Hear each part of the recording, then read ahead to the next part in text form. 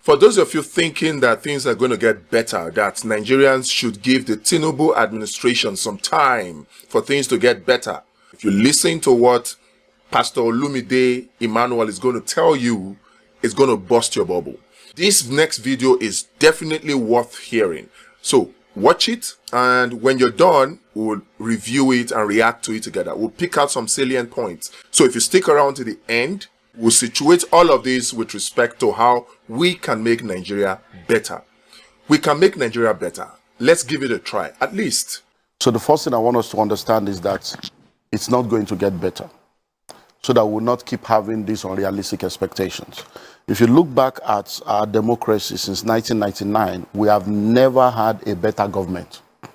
So go think back 23 years. It keeps getting worse. It keeps getting worse. It has never gotten better. So we need to have that reality behind us while we are looking at the future. Because see, life is lived forward but understood backwards. We have never had a better government. So to believe or expect that, oh, this one will be better than the former one, you're going to be setting up yourself for trouble. So that's number one mindset you need to have. It's not going to get better.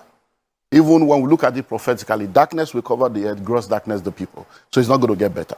But we're going to go through what has happened with this new government is that they are making the right decisions. Now, the right decisions they are making is going to make things tougher. But if we are able to weather the storm, there is light at the end of the tunnel. With reference to subsidy, I wish that with reference to subsidy, we have all accepted the 2012 verdict. Because Sanusi was crying. Was it Okonjo Iweala? They were all crying. They gave us the figures. But this same APC government and many other people were against them. Today now, some people are fighting. This subsidy is a fraud. We all know it has to go. So anyone that is saying they should not remove subsidy, you are not being realistic. Because we are at the bottom of the bottom of the bottom. So subsidy must go.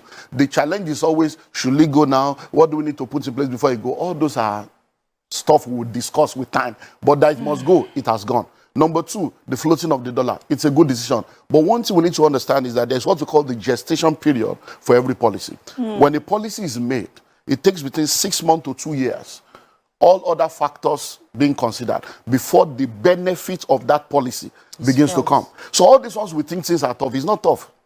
We have not started.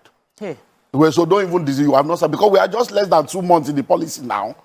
So it is when the policy goes through its gestation period. So for the fuel subsidy, for instance, it's going to go higher and higher. Then when all the fuel that people that have given licenses have come in, then it can begin to go down. But don't forget that we don't have any refinery. We have not been able to have one refinery in almost 40 years. Yet an individual did one in less than 4 years. Another one is doing one now that will be ready in another 4 years. It shows that we are not ready. So for you to be expecting that government will do something for you, you are fooling yourself. The government is not there to help you. So you have to think of how to help yourself, which is where survival strategy now comes in.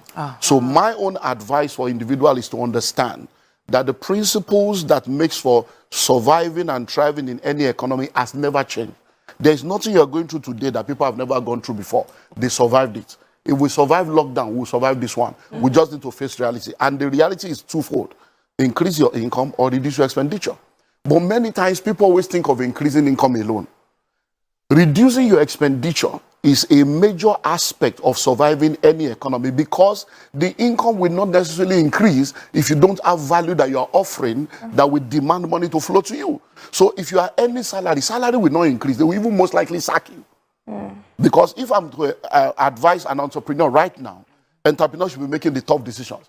Tough decisions include letting go of people that you can survive without. Letting go of people so that you can be able to have a lean operation and then be able to survive as a business. So that means you that think that things are tough, that the salary is small, you most likely even lose that small salary, because entrepreneurs will have to make the tough decision. So number one is reducing your expenditure. And I want to deal with the major aspect of life. And please listen to me objectively if you want solution. Everyone needs to understand that majority of what you are spending money on, you don't need to spend money on them. You are spending money on them because somebody has programmed you to think that way. And until we go back and face reality, we're going to remain. So let's go to the major thing. Food, clothing, shelter, academics. Those are the things that take money. So let's break it down. Number one, food. You say 3 square meters. Is 3 a square or a triangle?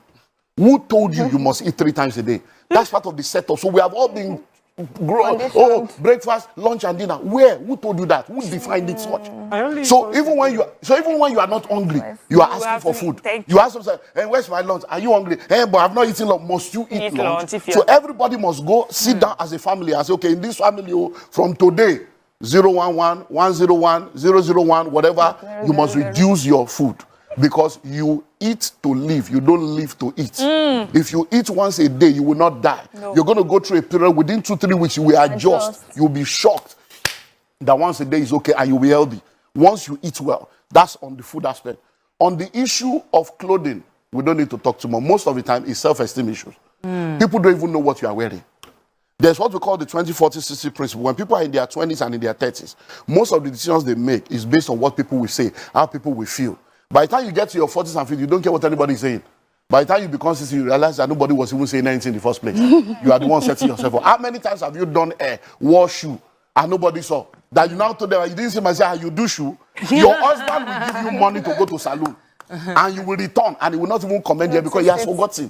There are many things the man is thinking of. It's not that you went to do hair. So most of it we are spending money on. All the clothes you have in your wardrobe, your bungalow is in your wardrobe. All the clothes you have in your wardrobe, how many have you won? All through lockdown, what did you do with those clothes? We are bag and shoe to match. Our destiny is not matching our bank account. We are wearing both straight. Our life is not straight. Amen. We are wearing 3-piece suit. We don't have three-story building. We need to cut down on all the waste and excesses. Then let's go to shelter. Now you have a wife.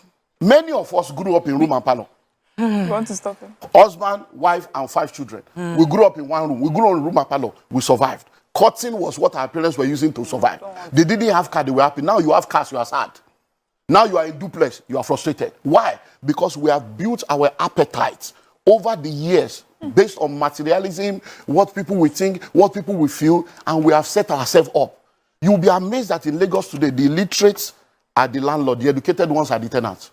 All those people we call illiterate that we think they don't have brain, they are the ones buying land, building houses. You now, you go and park a 14 million naira car in a 8 million naira rented apartment. You think you are a big boy. You lack understanding. And the tenant will be calling you a guy tenant. Landlord will be calling you a guy tenants. So we need to cut down on houses. Any room you don't need is not your own. Abroad, they do fostering, they rent out room. It's time for us to begin to think, okay, this one now, do I need to move to Ibadan? Do I need to move to Ogun State? Do I need to move to a cheaper place to save my destiny and save my family? Because it's not going to get better. Do I need to move from 3-bedroom to 2 or from a duplex to a flat? Do we need to cut? That is what needs to happen. Then let's go to education. So Olumide Emmanuel has been giving us some gbas that we need in the season. And some of us are already reanalyzing expenditure, even right on the show. You need to act on these things. You were going to go into education. So let's go into education. Number one, who told you that you must go to school? Where did you get the idea from? Who ingrained that thinking into you? A child is not supposed to go to school until the child is 4 years old. Because we destroyed the public education, a generation of private school owners came and started coming up with products to take money from our pocket and program us into the bondage of education. So they start talking of preschool, kindergarten, all kinds of names for the first 4 years where nothing. And many people now, that's what you are spending money on. So your husband is earning 250. You are earning 80,000 or 100,000. So the total money coming to your family is 350. The school fees you are paying is 200. Where is the wisdom? Can't somebody stay at home and say, look, you know what? For the first 4 years of my child's life, I'm going to stay, I'm going to homeschool this child. My husband, you'll be working. I will stay at home. Many women that are working today, they are not supposed to be working. It has nothing to do with family. It's about my family. What's our family value? This is the formative stage of this children. Stay at home because what you are going to earn is not even anything. You are going to earn 100. So if you are earning something big, they might say, okay, honey, maybe you have, the man will be the one to stay at home. Because we see this happening all over. So we should diffuse ourselves. You say that again, sir. Because your voice was very loud when you were saying the women can stay at home. No. If the woman is earning more, the man should stay at home. It's happening everywhere. It's for your family. The man will now stay at home. You homeschool these people. Because one of the things that has affected us is because we have this mindset of full-time housewife, full-time. There's nothing like that anymore in the 21st century. Because everybody full-time housewife. Because everybody can work from home now. So from home you can be a millionaire, a billionaire from your home. There are many things you can do from home. So there is nothing like, I don't want to be a full-time housewife. You can be a stay-at-home mom and run things from home and take care of the formative stage of your children. When it's now time for them to go to school, The most important education is primary and secondary. Case closed. I agree. Anything after secondary school, you are fooling yourself. Majority of the university today, they are all just wasting their life away. Because many of the courses you are studying is useless. The world is changing. Yeah. The day you Many of the enter courses school, are useless. by the time you graduate in 5 years' time, everything you have learned is useless. Over 80% of what you learn in university is useless in the real world. So what are we killing ourselves? University, you don't know any trade, you don't have anything. After you finish 22 years in school, the first letter you write is I beg to apply. So the educational system was programmed to make you a beggar, so that you can be begging for job, because we have people graduating, they can't create job, they are seeking for job. Once you have finished primary school and you have discovered purpose, from primary school, you can now say, okay, I'm going to catering school 3 years or 2 years. I'm going to tailoring school 2 years. You will now go and study to develop the skill that you have discovered. And you can become a chef From that point. At 13. Because the courses of the future, most of the courses people are studying now, they are trying to solve yesterday's problem. The courses that will solve tomorrow's problem does not require 4 years. Why? Because certification is almost every 6 months. New things are coming out. So you need between 6 months to 18, 2 years max, to be focused on the basics of any skill or career, and then you continue to grow in that career. What about computer programming? In fact, that's the simplest one. In 6 Online. weeks, you can start making money. In 6 weeks. You don't need to go to Scrum spend 4 master, years. Cyber security, all manner of stuff going on. You can sit in your house and you'll be making millions in dollars legally. There are schools in this Lagos that will teach you that free of charge.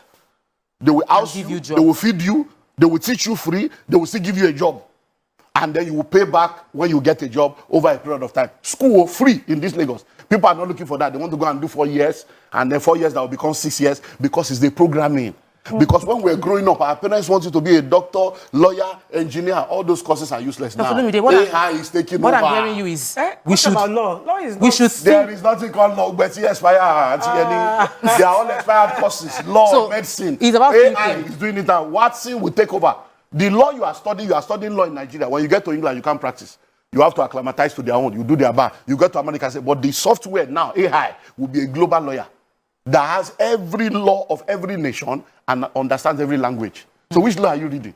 We are just wasting time. It's a programming that we have not yet understood, and we are still following that assembly line. So I argue with all this medicine. I won't leave law. Medicine. You actually need to go and study medicine. Auntie Yenny, there are AI now, there are robots now. We are in the fourth, in fact, we are in the 15th doctorate of which, Auntie Yenny, that I will put the machine on your body now. It will tell me everything about you from A to Z, from head to toe, the state of your kidney, your liver, your lung, and the treatment you need to have. Do you know there are tablets you can take now, just one vitamin? Everything you need for a whole day is inside. You don't need to eat. Sir, I agree with most of the things. And you'll be okay.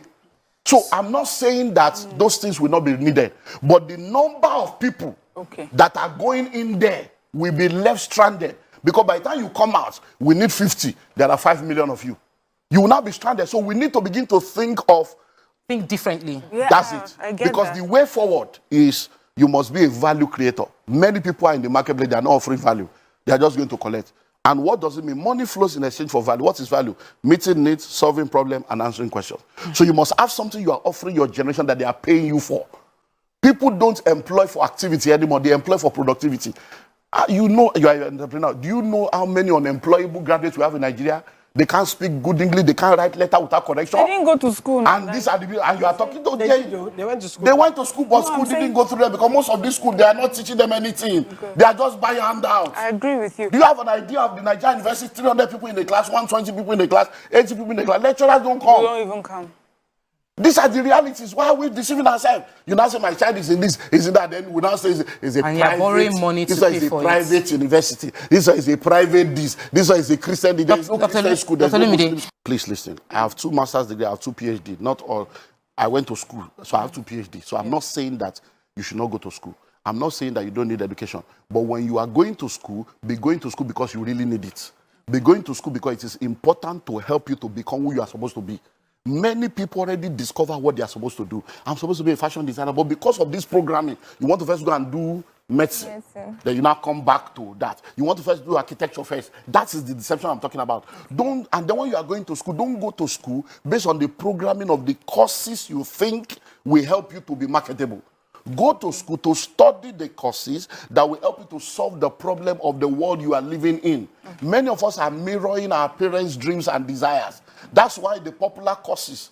Now, do you know that in our own days, if you have told your mom you want to be an actor, an actress, they will have said you are a prostitute, they will have said you are doing this, you want to be a footballer, they will say, hey, God, who did this to me? But now, we are in the same case now. If a child comes to you now and says, Mom, I want to be a drone pilot, will you agree? If your child comes to you today now and says, I want to go into robotics, will you agree? I want to be a graphic artist, will you agree? Because in your consciousness, being a graphic artist is not a career. It's graphic artist, they draw picture.